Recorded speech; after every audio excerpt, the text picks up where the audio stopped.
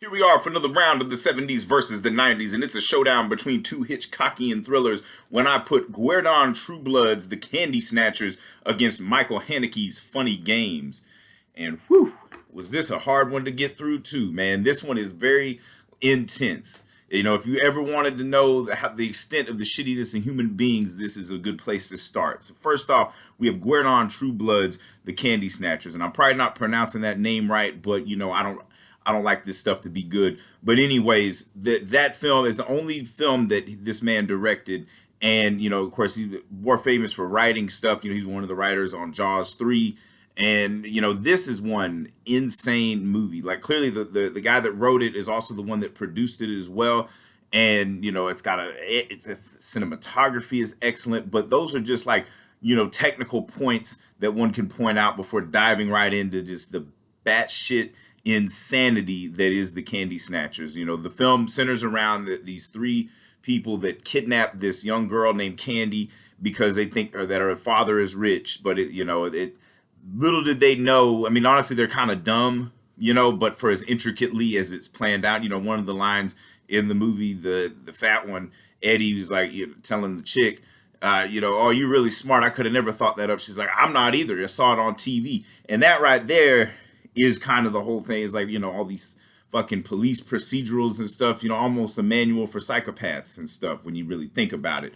But they kidnap this girl, they hold her for ransom, but turns out like her biological father is the one that's rich and he's dead. And so she's got a fucking trust where like if she reaches the age of 21, she inherits like $2 million. While her stepfather, who's like a diamond merchant, and he finds when they give him the ransom, he's like, this is the perfect opportunity for me to bank it in. You know, that's the only reason I married this bitch was so I could get all this money and stuff. And, you know, his wife is a bit of an alcoholic. You know, he gets her drunk to the point where she didn't even know what the fuck's going on. And, you know, he's also banging his secretary and he's like trying to get ready to run off to Rio de Janeiro. It's like, go ahead and kill the bitch. I get money if you do, you know. And so they're not expecting that.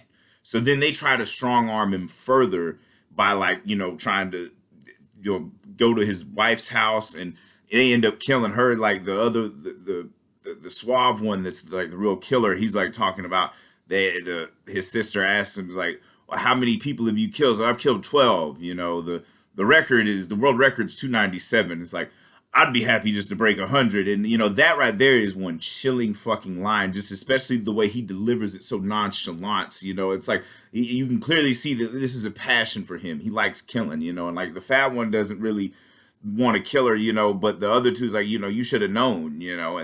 And what's even more insane, like the fat one ends up raping the chick, the help him plan the robbery. And, you know, and then he's like casting all moral aspersions because the other dude's hitting on the old lady and stuff, and he ends up fucking the old lady and killing her. And every time he kills somebody, like the number goes up, and it's like, oh, you're number 14, you know, your number, and just the layers upon layers of shit that comes up. And also, there's a kid that can't talk. He stumbles upon Candy when she's in the little grave that's got the air hole and stuff. But like his parents are like the worst, especially his mother. She's a fucking bitch. And, you know, just constantly berating the kid, you know, and then kid can't talk, you know, he looks like, you know, clearly probably some form of autism or some shit. And, you know, but he's trying his best to convey like, hey, there's something going on. And, you know, you think these motherfuckers are going to get away with the shit. But then like once they go to the wife's house, and then her second husband comes back, the diamond merchant dude, you know, like he kind of gets it on him. He ends up shooting him. They have a shootout, and you know the fat one shoots the skinny one, and then they run off. And then the diamond merchant shoots the chick, and then fucking they're on a chase now. And then fat one ends up killing the diamond merchant, but then the fucking kid ends up killing the fat one. But then Candy's still buried in the fucking thing, and it just ends with that, you know, kid's bitch of a mom calling him and fucking just walking off while this girl is still like, you still hear her whimpering in this shallow grave, and it just fucking ends. And that to me is one of the most chilling endings in a film, you know, especially a film that's as fucked up as this one. You know, the places they go and the twists and turns, the payoffs are just incredible. You know, very very much like I imagine if Hitchcock had seen this film, like he probably would have had to, you know, admire this shit because True Blood does it better than like De Palma, Argento, and Polanski even, you know. But then we move forward to Michael Haneke, who's not really trying to be Hitchcock, but inadvertently makes a very Hitchcockian film. You know, honestly, like if Rope was boring, you know, and so it centers around this family, you know, typical nuclear family. Got the father, the mother, and the son, and the father looks like a German version of Kevin Spacey, and might even be a better actor than Kevin Spacey. But they're going to some little like retreat out in the country, and then there's these two preppy looking motherfuckers, you know, a skinny one and a pudgy one, and they roll up to borrow some eggs, and then they keep breaking the eggs. You know, all of this shit could be premeditated, but then you know it escalates when the father and son get back to like these two motherfuckers holding them hostage, and then you know it's like a weird the funny games of the title, and they basically try to make a bet to see if you know if they're alive by 9 in the morning and all this shit. And it's really just like these two are like these affluent kids that are bored. They're very intelligent, you know. They make a lot of pop culture references, but also like a lot of like literary references and stuff. A lot of shit that probably goes over my head, but at the end of the day, you know, it's just that lame old trope of like, oh, we're bored, we want to do something fucked up and see if we can get away with it. They do get away with it, you know, and honestly, but that ending is not as chilling as the Candy Snatchers, you know. And there's a lot of pretension. Like Haneke is a director that like I feel like the most shocking thing about this movie is how long he lingers on a shot. Now, not albeit for me to tell an artist how to do his work, but there's some things that just like, you know, and the physicality of the actors should be praised because they're able to make this shit believable. But you know, it's just not. I don't know. For me, it's not as shocking as the Candy Snatchers because like these people. Like the thing about the beauty of the Candy Snatchers is everybody's a piece of shit and everybody dies in it. You know, except for the kid and his bitch ass family. But you know, these motherfuckers at the end of Funny Games, they get away with a little coy look at the fucking end of the film. And you know, it's just like it is so nonchalant just how it happens. There's not really any emotion in it, you know, and I guess that's the point of it too. You know, Haneke's films are very dry and you know, very like, but I will say this is one of his more accessible films. Like for people that don't like Haneke films, they can enjoy this film much like The Piano Teacher.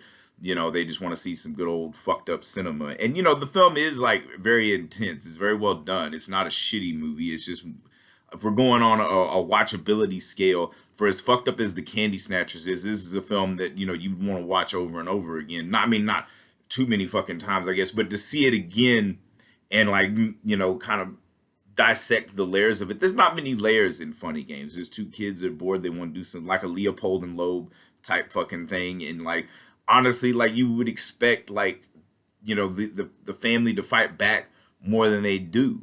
You know, and that's kind of what loses the film for me. Like if they had fucked up those fucking dipshits, the fucking preppy assholes, and just and they had nothing better to do, that would have made a far better movie. And I get it, you know, maybe it's an American thing. We got to have a hero, but I mean, look at the Candy Snatchers. There were no heroes. Everybody got fucked up in that movie. And like honestly, if they all died, then Funny Games might have won this round, but it's clearly got to go to the Candy Snatchers because the thing about the 70s is they would have these like little like fucking grindhouse gems, you know, just exploitation films that a lot of people, you know, didn't really like look at, you know, and then you get like, you look back in hindsight, it's like, you know, this is actually a pretty brilliant movie. Whereas like something like Funny Games will play the art house circuit and every pretentious film bro will fucking see this shit and be like, oh yeah, Haneke's the man. But like somebody like Guerdon Trueblood only does one film, and it's like honestly, you know, it's kind of cool that he only did the one film because you know he probably would have sucked at doing other films. You know, I mean, look at it, and his screenwriting credits are intriguing enough as they are, but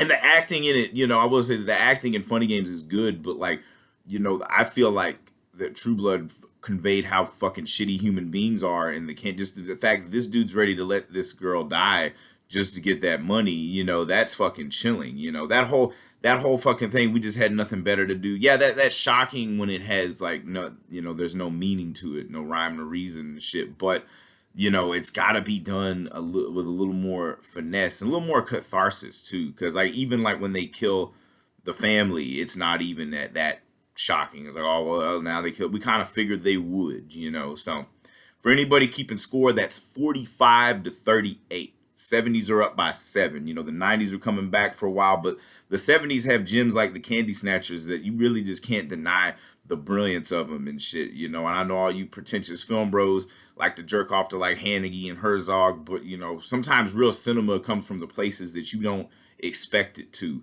And that snobbery bullshit is for the birds.